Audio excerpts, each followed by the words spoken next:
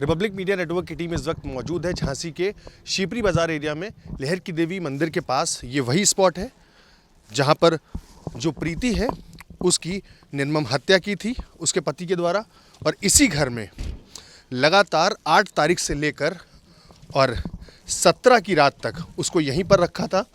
बाकायदे ये देखिए जो जली हुई लकड़ियां हैं वो यहाँ पर पड़ी हुई हैं, ये कम्बल है, गद्दे हैं, सब पड़े हुए हैं। इसी जगह पर उसने बॉडी को डिकम्पोज करने का प्रयास किया था और उसके साथ यहीं पर लकड़ियों के माध्यम से लगभग 2 कुंटल जो लकड़ियां हैं उनका इस्तेमाल किया था। देखिए ग्लव्स भी यहाँ पर पड़ा हुआ है, कैसे बारीकी से जो अपराध है उसको अंजाम दिया गया था।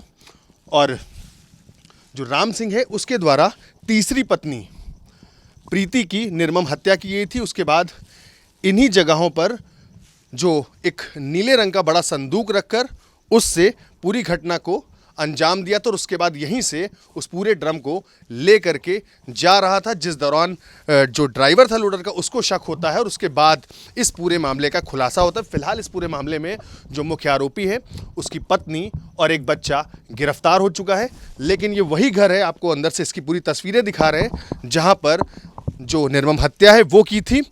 कुछ महीनों पहले ही इस घर को किराए पे लिया था और उसके बाद इसी घर में उस रात प्रीति को लेकर के आया था। उसके बाद आरोपी की माने तो देखिए यहाँ पर अगर जगह पे देखा जाए तो साफ तौर पर यहाँ पर पूरी जगह को साफ कर दिया गया है। यहाँ पर खून के जो स्पॉट्स हैं वो भी मिटा दिए गए थे ताकि किसी को पता ना चले।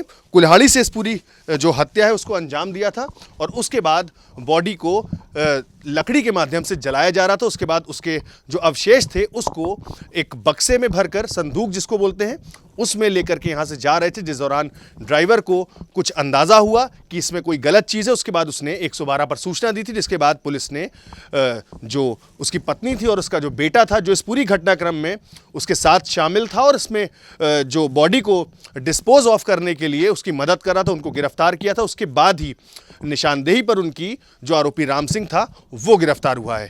तो अभी तो हम बाहर चले गए थे, बाहर से आए तो मम्मी ने बुला लिया था। मेरी मम्मी की इनकी सास की तबीयत खराब हो गई थी तो हम आ गए थे, तो बहुत बीमार थी। उन्हें देखा, उनको देख के फिर वो कहने लगी रुको जा बेटा, फिर उनके भी बहू बेटा नहीं है, हम ही लड़की हैं, हम ही संभालते, इसलिए हम उनका घर भी देखा। फिर उन्हें देख के बगल में है मायका, ज़्यादा दूर नहीं है, बड़े बाज़ार में। और फिर बस आया जो सामान रखा, उनने की कमरा खाली करना इतनी की थी बस। तो हमें इतना ही पता था कि कमरा खाली करना, तो करा ले भैया, बेहतर रहते होते रहते। कहूँ नंदनपुरा रहते, मैं नंदनपुरा में ससुराल रहेगी, ये तो वही ननिया सास का घर रहेगा। तो हम छोटे जब से हम आए यहाँ हम ब्याह के आए, वो उधर नहीं गए कभी भी हम नंदनपुरा में। और दूसरी बात कि ये आया मैटर फैला तो हम अब डर लगा हम लोग को, पुलिस वो ले गई।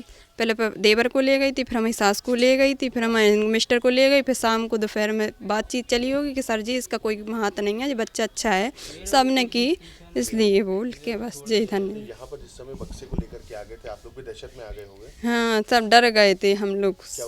बच्चे नहीं, बदबू कुछ नहीं आ रही थी, जला सा था और सुबह सफ़ेद सा दिख रहा था, कुछ भी ऐसा राख वगैरह पानी वगैरह था उसमें।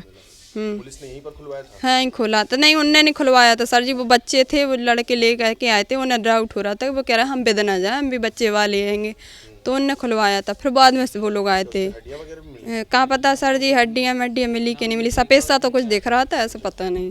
फिर पुलिस आई होगी? हाँ, पुलिस आई थी, उन्हीं ने करा, उन्हीं ने चेक करा था, उन्हीं ने देखा था। उसके बाद यहाँ आप लोगों से पूछताछ करी? हमसे नहीं करी किसी से, बस मेरी सास से करी, बस उनसे करी, देवर से। सर मुझे कोई जानकारी नहीं थी, मैं तो काम करने के आया। जब उसके बाद ये टिफ़िन रखा, थोड़ी देर बाद उन्होंने सामान ला के रखा, उस समय मुझे जानकारी का पता चला, नहीं तब मेरे को कोई जानकारी नहीं।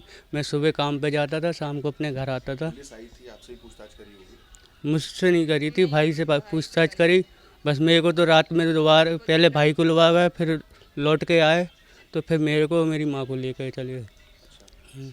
और फिर उसके बाद मुझे कल तक, मुझे शाम तक दोपहर तक वहाँ थाने में बैठा ले रहे, उसके बाद मुझे छोड़ दिया गया। इस तरह का अंदाज़ा कभी था कि आपके पिता इस तरह की हरकत कर सकते हैं? नहीं, मुझे कोई अंदाज़ा नहीं था, मेरा उनसे कोई ज़्यादा बोल तलाब नहीं था, ना ज़्यादा संबंध। यहाँ बहुत कम रहते थे? हाँ, वो कभी कभार आते थे जाते थे, वो कभी ऐसे नहीं रेगुलर नहीं रहे।